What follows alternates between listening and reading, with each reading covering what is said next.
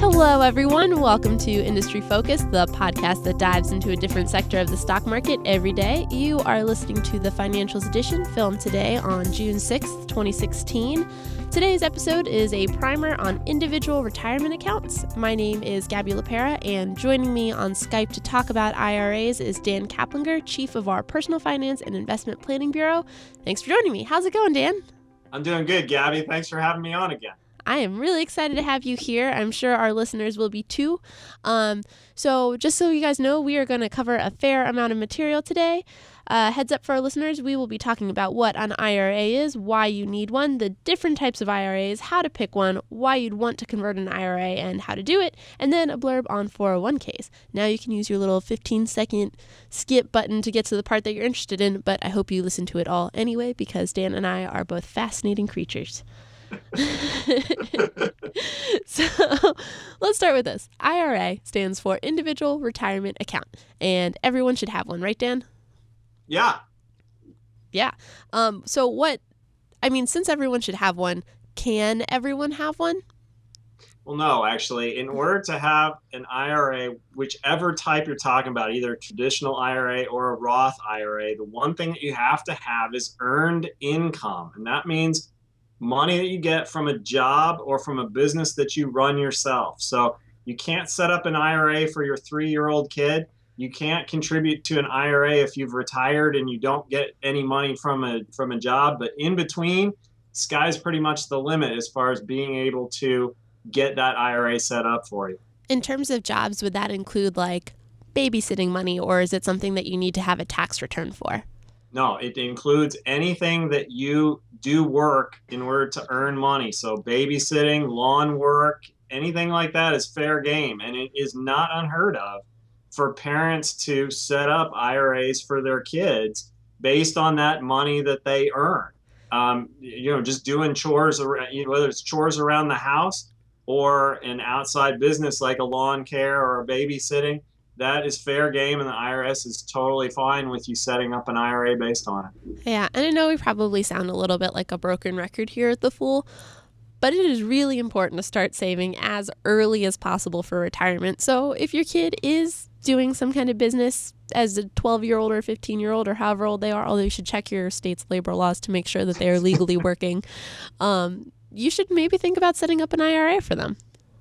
It's a huge gift that really keeps on giving because, every extra 5 years head start that you get, it makes such a huge difference. Even if it's a small amount of money that you're talking about, the power of compounding, if you can find an investment that provides a solid return year in and year out, getting an extra 5, 10, 15 years under your belt by starting earlier than you otherwise would, that makes a huge amount of difference, really reduces the burden in the future of being able to save enough to get to where you want to be financially.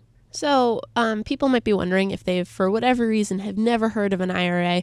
What's the difference between an IRA and just a regular savings account? Like, why would you want an IRA versus, just keeping your money in the bank?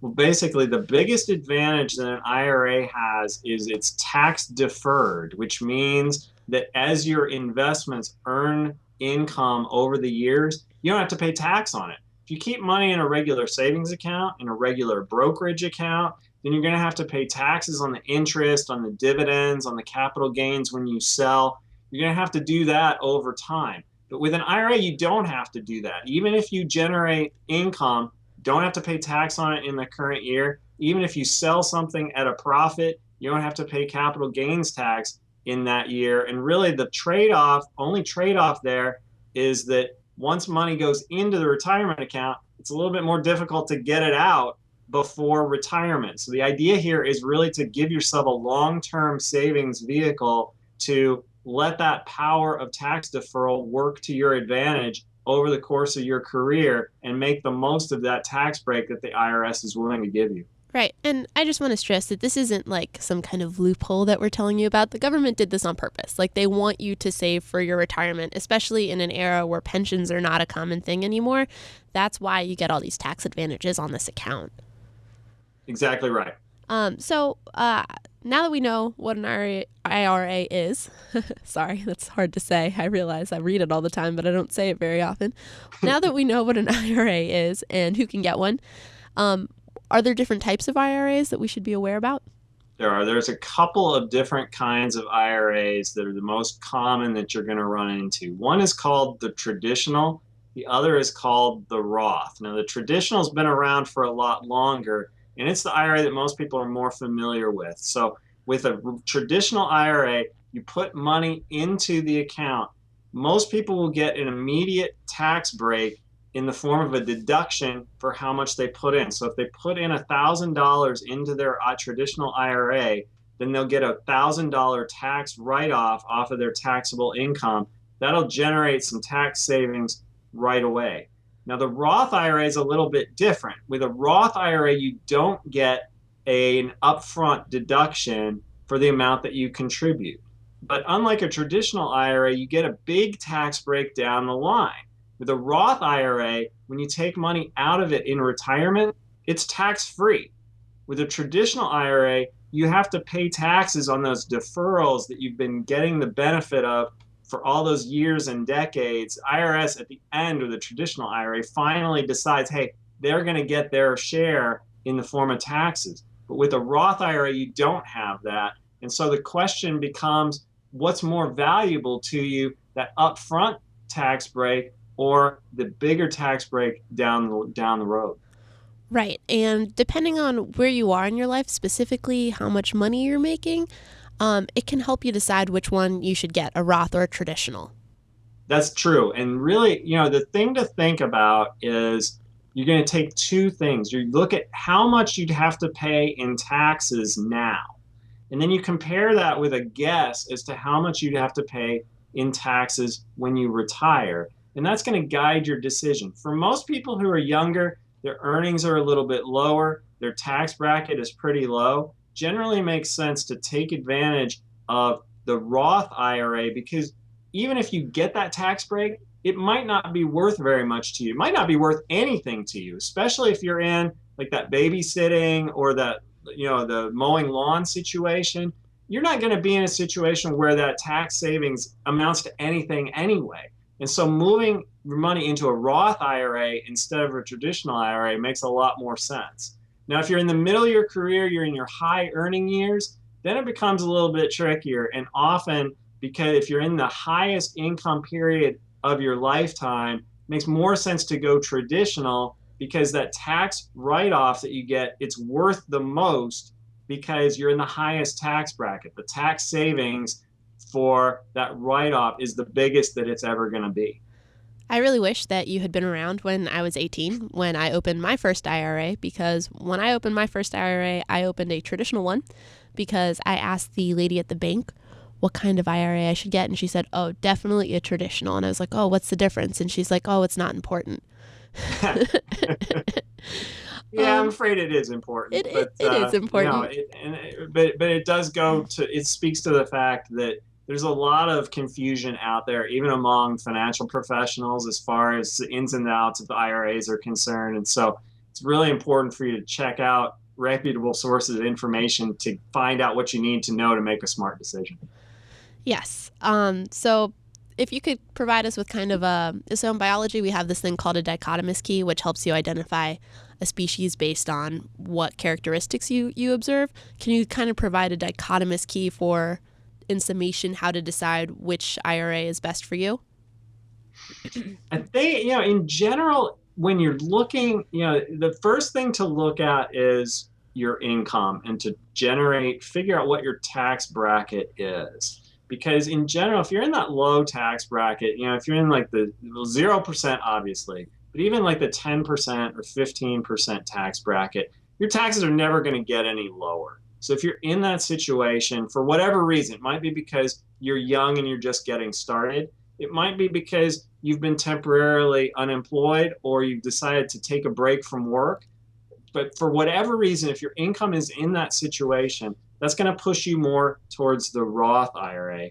If you're in a high income situation where you're up in the 28, 33, 35, 39% tax brackets, that's a situation where your taxes are likely, not necessarily for sure, but they're likely to be lower after you retire. And so it makes sense to go the traditional IRA route, grab that upfront deduction at the highest tax bracket possible now, with the intent of later on, you'll pay tax when you take withdrawals out of that traditional IRA, but it'll be at a lower tax rate. And that should help you move forward to get, because the whole idea here is to end up with the most money at the end of the day. The IRS is going to get its share one way or the other. The question is when it gets it. And your decision is to be as smart as possible and to give them the least that you can get away with. So I have a couple questions, follow-up questions. Can you have a Roth and traditional IRA at the same time and contribute to both of them at the same time? You can. The annual limit on contributions applies to the total of all IRAs that you put in. So for 2016, if you're younger than age 50, you can put in a total of $5,500 into IRAs for the year. If you're 50 or older, you get an extra $1,000. That brings it up to $6,500. And you can split that however you want. You could do half in a traditional and half in a Roth. You can do it all in a traditional. You can do it all in a Roth. Now, there is one caveat there, and that is that not everyone is allowed to contribute to a Roth IRA. If you have income above a certain amount, which is a six-figure amount, if I recall correctly, then you may not be allowed to contribute to a Roth for that year. And so the traditional will be your only choice going forward. I think that the figure is around 118,000, I believe. I'd take your word for it, Gabby. That sounds about right. So a quick break to ask y'all a question. Did you know that you can now convert your 401k directly into a Roth IRA? I didn't until Dan told me, because that is just one of the things you can find on our 401k.fool.com site, which Dan helped write. It's a pretty great resource for retirement planning and answering questions about 401ks. So let's go back to the show. Remember 18-year-old me? I had accidentally opened a traditional IRA. Now I have a Roth IRA with those same funds that I originally opened. And that was a whole heap of a mess, let me tell you, because I opened my IRA right before Bank of America purchased Merrill Lynch. And Merrill Lynch runs all of Bank of America's IRAs. And so my IRA fell into some kind of like weird dead zone where no one knew how to access it because it was on Bank of America's servers, but Merrill Lynch was supposed to be managing the IRA. So converting it was a nightmare. But I did it eventually. And I wanted to convert because I realized that I would get tax benefits from a Roth. Are there any other reasons that you might want to convert between a Roth and a traditional, or a traditional to a Roth? Well, there's one thing to keep in mind, that the conversion only goes one direction. So if you have a traditional IRA, you can convert it to a Roth, but in general, you can't go back from the Roth. There is a one-time do-over provision that you do have a limited amount of time to undo a Roth conversion. But in general, once you have the Roth, you're going to keep the Roth. And that's generally what you want to do, because again, as we talked about before, once you've got that money in the Roth, everything it earns from here on out is tax-free. Tax-free is good. So you want to hang on to that as much as you can. Now, the deal with the conversion is that there's a couple situations where you'd want to do it. One is that if you're in that situation we just talked about where your income is above that threshold amount, you're not allowed to make direct Roth contributions to a Roth IRA. You still are allowed to convert a traditional IRA into a Roth IRA. And so that can be sort of the end run that gets you into the Roth IRA that you would have chosen in the first place if you'd had that direct option. But instead, the IRS said, no, you don't have that direct option, but hey, here's this indirect way of getting your way into it. And that works a lot for people who want to get that diversification. They want both a traditional IRA type fund and a Roth IRA set aside, kind of hedge their bets, have both things available to them. So I have a question about that. If you roll a traditional IRA over into a Roth IRA, what are the tax consequences of that? When you do that, the amount that you convert, you're going to have to include that in your taxable income for the year in which you convert it. So if you did that conversion today, Gabby, you would take the money that you converted, and then when you file your 2016 tax return next April, that's when you would include that amount as taxable income on that return. Man, am I glad that I rolled it over when I did not have a lot of money and the government owed me. That's right. That's the time to do it. And that's a good point, is that if you are in a situation where you have a temporary loss of income, again, whether it's because of voluntarily coming out of the workforce, whether it's a layoff or other source of unemployment, that can be a good time to think about, well, if I convert now, I might not have to pay any income tax at all, might have to pay a very small amount of income tax. And that might be a price that you should be willing to pay in order to get years or even decades of tax-free growth from here on out between now and when you retire. So I think you said you had a couple of other scenarios for why you would want to convert. Yeah, in general, if you find yourself in a situation where you want to control what your taxable income is, then the Roth IRA can be a good way to do that. If you think forward, for instance, there are a lot of situations in retirement where a certain amount of taxable income is going to have implications for other things. For instance, if your taxable income in retirement is too high, then a portion of your Social Security benefits can end up being taxed. Now, what many people don't fully understand is with a traditional IRA, once you reach a certain age, it's age 70 and a half, the IRS forces you to start taking money out of your IRA, whether you want it or not, whether you need it or not. The IRS makes you start taking that money out.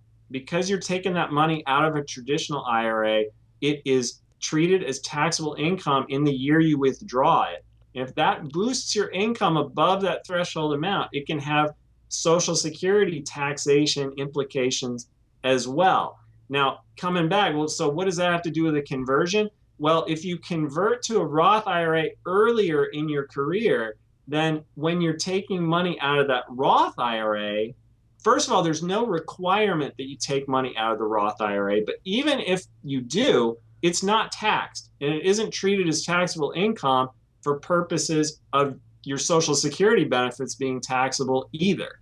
And so it's kind of an advanced warning system to get your taxes in retirement under control so that you can foresee and minimize your tax bill, not just now, but also when you retire. That's really interesting. Another question just occurred to me. Is there a limit to how many traditional and Roth IRA accounts you can have? Can you have as many as you want, or can you only have like one of each?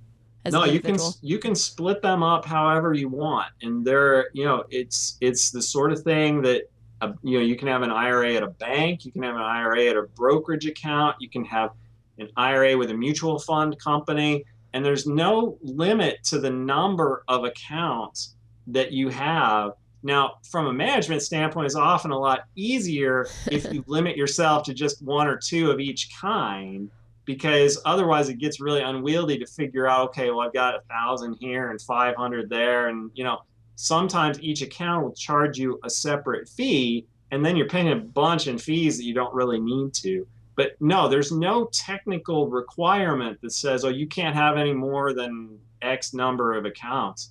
That's really up to you. So that you actually also bring up another point, which is another reason you might want to have your money in an IRA instead of a savings account, besides the tax benefits, is that you can use that money for something. Like you said, you could have it in a brokerage type account with your Roth IRA or traditional IRA and invest in stocks, or you can invest it in a mutual fund or an index fund, really, as opposed to a savings account where it can't do anything besides just sit. That's right. Just about any financial institution that offers, a brokerage, a broker or a mutual fund company, they will be able to handle IRAs. They can set you up with a retirement account that'll let you get those tax benefits at the same time as giving you a lot of flexibility to invest in whatever it is that you want to invest in for growth. Right. And as we've also talked about on this show a million times, just beating a dead horse, investing in the stock market is one of the best ways to increase your money over the long run instead of just relying on interest or bonds. Here's another question that is maybe a little bit morbid, but Say you have an IRA and you kick the bucket. Does that have is it difficult to pass that on to your children or whoever you're sending your inheritance to? Does it matter which type it is, or is it about the same? No, it's actually easier to get IRA money down to your loved ones after you pass away than it is in many cases with ordinary assets, because you don't actually need a will or a trust or anything like that in order to do it. IRAs come with what's called beneficiary designation forms. And basically every financial institution, when you open up an IRA, you're going to see a sheet in all those papers that you have to sign. And it's going to say, who do you want your IRA to go to after you pass away? And there's going to be a bunch of choices. If you have a spouse, then there's going to be a special check the box for the spouse, because spousal beneficiaries of an IRA have some special rights that non-spouses don't have. Specifically, if your spouse inherits your IRA, they can just take that money and put it into an account in their own name. They can treat it as the same way they treat their own IRA money that they saved themselves. With a non-spouse, you can't do that. And so what you end up with is what's called an inherited IRA. There's some pretty complex rules about how long you can keep money in that inherited IRA, how fast you need to take it out. But in general, the mechanics of getting that money over to the person who you want to inherit that money is very simple. It's just a matter of you fill out that form, you put their name and information on there, and then when you pass away, that heir can come into that financial institution and say, hey, this person named me to inherit this IRA, and then that person will have to sign the same forms that you signed to set it up, and they'll just treat it the way that they need to treat it going forward. Okay, one last question about IRAs, and this is actually about 401ks, because I know that you can now have a Roth 401k and a traditional 401k. Is that correct? That's right. If your employer gives you the option, it's always with a 401k, it's always up to the employer. So not all 401ks have a Roth option with them, but if your employer has chosen it, then you have access to it. Right. And just so our listeners know, a 401k is a retirement account that's been set up by your employer, and they often provide matches. Your employer often matches the amount that you put in up to a certain amount. So if you have a 401k available to you, I strongly advise you to put money into it. Agreed.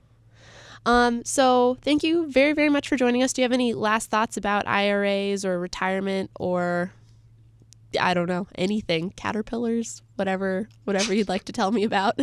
It's I'm not even going to try to struggle with a retirement-based caterpillar analogy, but sometimes it does feel like your retirement savings just inches forward bit by bit. But even if you can just put aside just a little bit in an IRA, that tax break will be much more valuable than you can possibly imagine when you're young. And you'll be thanking your young self that you did things early on when it would do you the most good. Thank you very much. So, as usual, people on the program may have interest in the stocks they talk about, and the Motley Fool may have recommendations for or against, so don't buy or sell stocks based solely on what you hear. Contact us at industryfocus@fool.com or by tweeting us at MFIndustryFocus if you have any questions. Apologies to the people who emailed me about the interest rate charts last week. I was out of the office, but you'll get those at some point today. Thank you to Austin Morgan, our master mixer behind the glass, and thank you to y'all for joining us. I hope everyone has a great week.